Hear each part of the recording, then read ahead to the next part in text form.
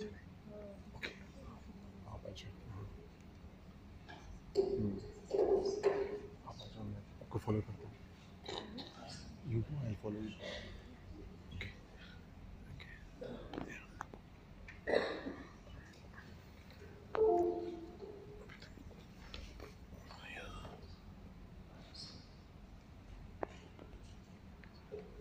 Bien. Bonjour à toutes et à tous.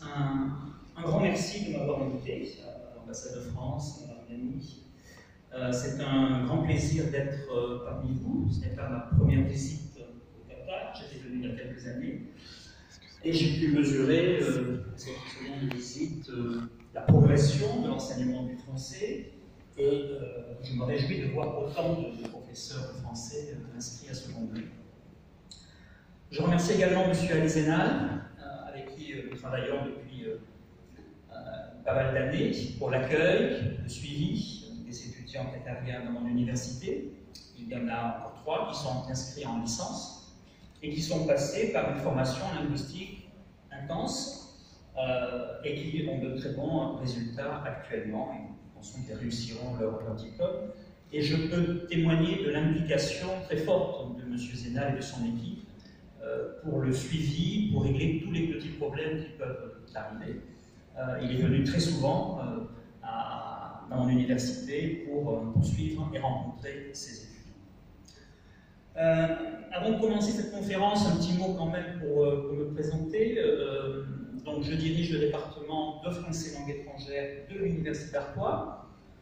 Pas forcément une université très connue, donc c'est bien de rappeler un petit peu sa spécificité.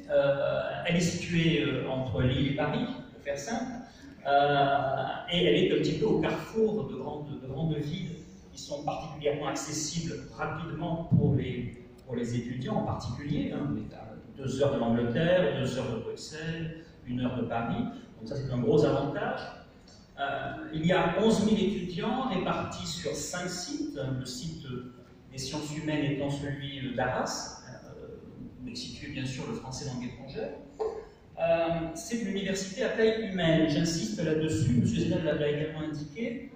Un étudiant étranger se retrouve dans une très grande université, un petit peu perdue. Je ne suis pas certain que les universités françaises soient forcément un modèle pour le suivi individualisé des étudiants. Il faut souvent qu'ils fassent preuve d'adaptation, d'indépendance. Ce n'est pas toujours très facile quand on ne connaît pas la langue parfaitement, la culture, etc. À Arras, nous connaissons nos étudiants, nous les rencontrons régulièrement, le campus est à taille humaine, nous connaissons le problème, nous avons des associations pour les étudiants étrangers qui les suivent régulièrement. Et ça, je crois que c'est un atout vraiment important pour leur réussite et pour leur adaptation et leur intégration. Donc, dans cette université, je dirige un master de français langue étrangère qui est orienté plus particulièrement sur la pratique de la langue en milieu professionnel et académique, notamment pour les entreprises. Le français sur objectifs spécifiques et professionnels. C'est le seul master en France qui soit spécialisé là-dessus. Et c'est aussi le 2e master en France par le nombre d'étudiants, puisque nous approchons à peu près des 600 étudiants sur les 2 années de ce master. Nous avons également un diplôme universitaire qui est en conformité avec ce master, puisqu'il est orienté sur l'intégration des étudiants étrangers dans les universités françaises, avec des cours spécifiques où, pendant 1 année, nous les préparons à intégrer dans les meilleures conditions possibles les différents cursus de licence ou de master auxquels ils prétendent. Donc, nous les mettons par groupe de spécialités, ceux qui veulent faire de l'économie, du droit, des sciences. Nous travaillons sur des extraits de cours magistraux, des travaux dirigés, tels que ceux qu'ils rencontreront quand ils seront inscrits en licence ou en master. Ils rencontrent leurs futurs professeurs des différentes facultés. Nous les envoyons aussi dans les secrétariats, dans le service de santé, dans les services culturels, au Crous, pour qu'ils puissent, le jour où ils intégreront une licence ou un master, être parfaitement au courant et intégrés dans les différentes facultés. Donc j'en viens à notre conférence et je pense que le lien est assez clair. Parmi les besoins des étudiants, notamment en France, il y a la compréhension des différents codes culturels. Et je m'adresse évidemment à tous les professeurs de français, ce n'est pas une nouveauté et quelque chose c'est quelque chose de tout à fait évident pour tous les professeurs, qu'on ne peut pas apprendre la langue indépendamment évidemment de la culture, c'est indissociable, mais aussi c'est une difficulté également, puisque chaque étudiant arrive en classe avec son propre référent culturel et il est confronté à des situations, à des textes qui font état de pratiques socio-culturelles parfois très différentes de ce qu'il vit au quotidien. Comment arriver à intégrer cela dans un cours de langue? Donc ce sera l'objet un petit peu de ma conférence. Et vous voyez dans le titre, il y a deux parties importantes. La première, c'est quand même de dire qu'est-ce que c'est que l'interculturel. On parle de compétences interculturelles, donc j'essaierai de ne pas trop m'apesantir dessus, mais il y a quand même quelques petites définitions théoriques sur qu'est-ce que c'est que l'interculturel.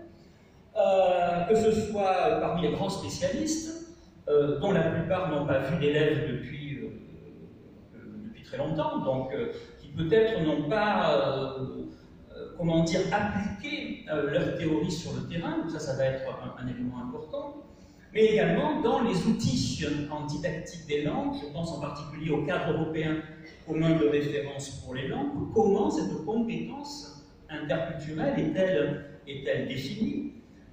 Et dans une deuxième partie, je voudrais vous présenter une démarche interculturelle qui, pour moi, consiste à intégrer dans le cours, dans la salle de classe, devant les élèves, ces fameux principes sur l'interculturel. Comment fait-on quand on est confronté à des élèves? Voilà un petit peu le plan que je vais essayer de suivre et que j'en couperai peut-être quelques exemples concrets, en particulier. Je vous présenterai un petit extrait vidéo d'un cours de français dans notre diplôme universitaire, qui est un cours multiculturel. Alors là, il n'y a pas de Qatariens, puisqu'ils ont quitté ce cours il y a maintenant 2 ou 3 ans, mais il y a d'autres nationalités de différents pays. Alors, c'est une pratique que nous faisons, nous filmons beaucoup, nous filmons tous les professeurs, nous avons besoin de cette matière pour nos cours, et je filme évidemment les cours de ce fameux DU pour voir comment les apprenants, les élèves, les étudiants réagissent. Alors, qu'appelle-t-on une démarche interculturelle en FLE?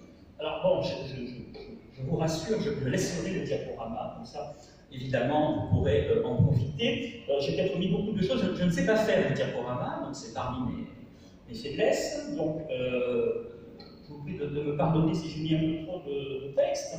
Alors, j'ai pris que quelques références. Madame Atala Pretzel, M. Porcher, en 1999, définissent l'interculturel comme une acceptation de soi dans son identité culturelle et dans sa différence avec l'autre. Donc tout de suite, l'interculturel, on s'aperçoit que ce qui est important, ce n'est pas forcément culturel, mais c'est inter.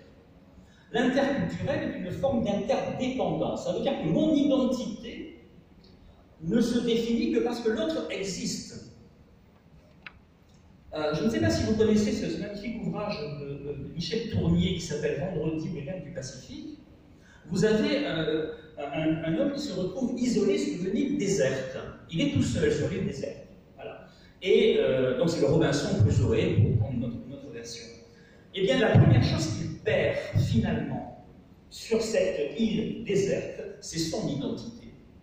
Quand il découvre son reflet dans une marge, je crois, dans l'ouvrage, il ne se reconnaît plus. C'est un symbole de la perte de l'identité. Quand je suis tout seul, je perds mon identité.